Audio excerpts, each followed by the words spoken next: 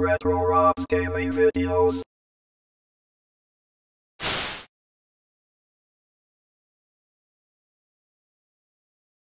Hey, Rob here, and I'm going to talk to you about my favorite controller of this generation. But let's go back in time for a minute. Up until last year, well, actually it still is for some things, but anyway, the Xbox 360 controller has been my favorite. Whether it's on the PC, or the Xbox 360, or the PlayStation 3, which I actually bought an adapter so I could use this controller with. This bad boy just works excellently. This is my PC one, by the way. It has a wire. I also have the wireless adapter, but blah, blah, blah. We're not really talking about that. What is right about this controller is that in the Wi-Fi version, it uses standard AA's. So if you are in the middle of a game and it conks out on you, you don't have to worry about plugging it in and charging it or waiting for it to recharge. You can just slap another pair of AA's in there. Now, I use rechargeables, but, you know, in an emergency, you can slap AA's and keep playing. Oh man, these thumb controls are just like the best. They're at the right height. They have a lot of surface area. I have big hands, so I like a controller with some meat, and I like to have big surfaces for my thumbs.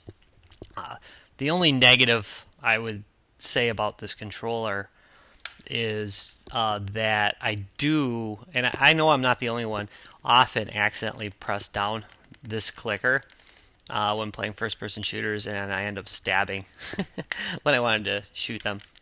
But otherwise, I mean, this is really just the gold standard.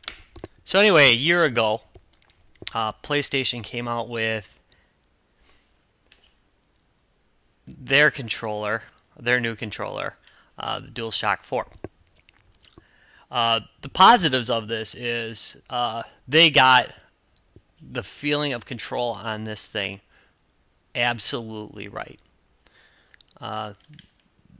These thumbsticks are just, you know, once you adapt to the position of the thumbsticks, it's wide enough so that you're not bumping thumbs, unlike the last version of this.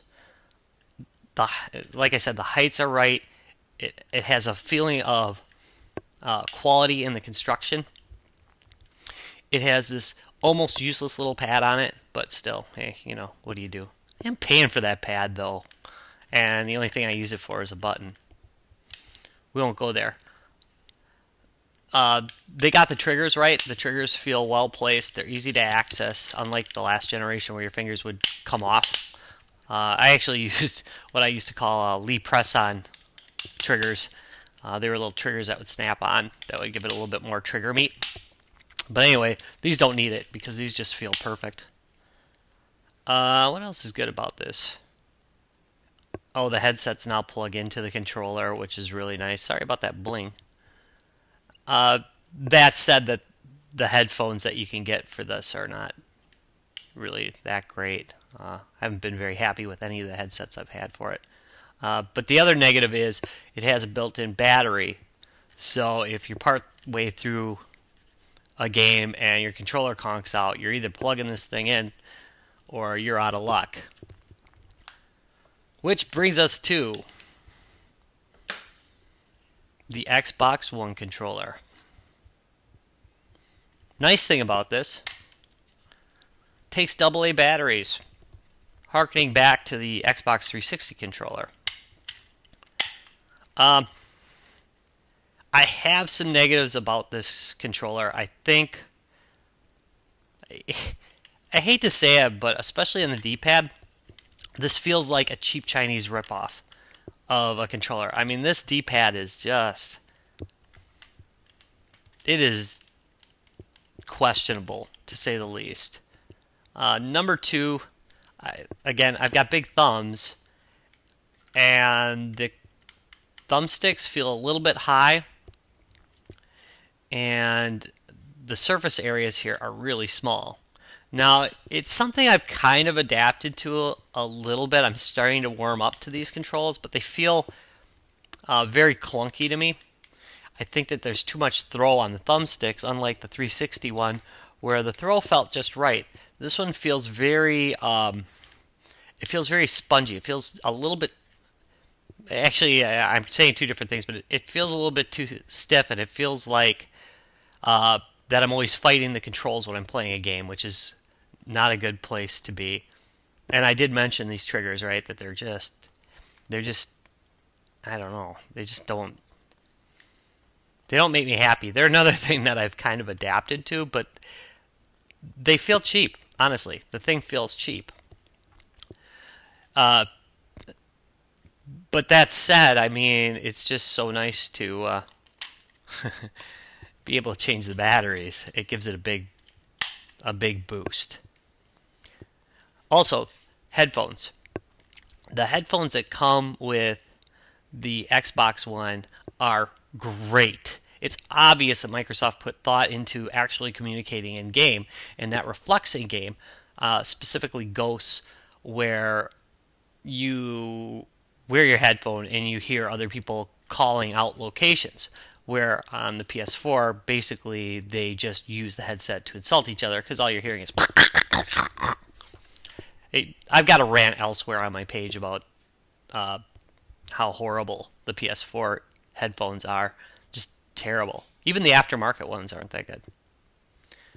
So, in the end here, they're kind of close, but I have to say that my favorite controller right now is the PS4 controller. It is such a huge step over their last controller, and you really feel like you have control over the game. Really love it. Good job. Just a great controller. And this, to me, feels like a step backwards. And I'm just not as happy with this as I am with the Classic. That said, on my PC, if I'm playing with a gamepad, it's going to be the 360 controller because it's just well supported, where this I needed a little extra software to get it working. By the way, there is a piece of hardware that you can get called the Cronus Max. That's CRONUS Max. If you want to use your 360 controller on your Xbox One, they really should have just allowed this to happen in the first place.